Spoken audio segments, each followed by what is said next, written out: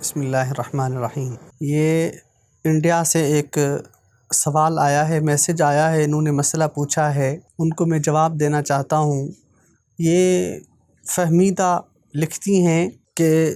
میرے بیٹے نیند میں ڈر جاتے ہیں اکثر، اور مجھے بھی ڈراؤنے قسم کے خواب آتے ہیں، تو اس کے لیے کیا پڑھنا چاہیے، اس کا کیا حل ہے، یہ کیوں آتے ہیں؟ تو میں ان کے لیے بتانا چاہتا ہوں کہ جو ڈراؤنے خواب آتے ہیں آپ کو، یا بچے نیند میں ڈر جاتے ہیں، تو بچوں کو نیند میں عموماً آج کل یہ کارٹون وغیرہ زیادہ دیکھتے ہیں، اور کارٹونوں میں ایسی چیزیں ہوتی ہیں،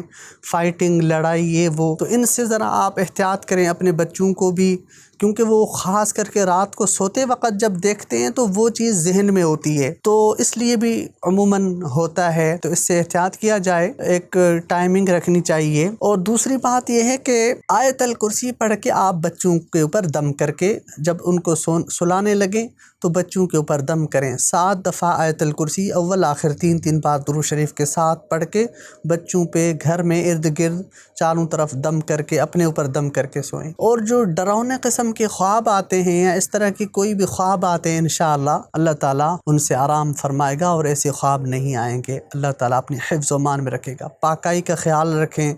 باوضو ہو کے سوئیں، باوضو ہو کے سوئیں گے تو اللہ تعالیٰ کی رحمت نازل ہوگی، اور اللہ تعالیٰ اپنے حفاظت میں رکھیں گے انشاءاللہ۔ آیت الکرسی اور باوضو اس چیز کا اہتمام کریں، اللہ تعالیٰ رحم فرمائیں گے انشاءاللہ۔ شکریہ۔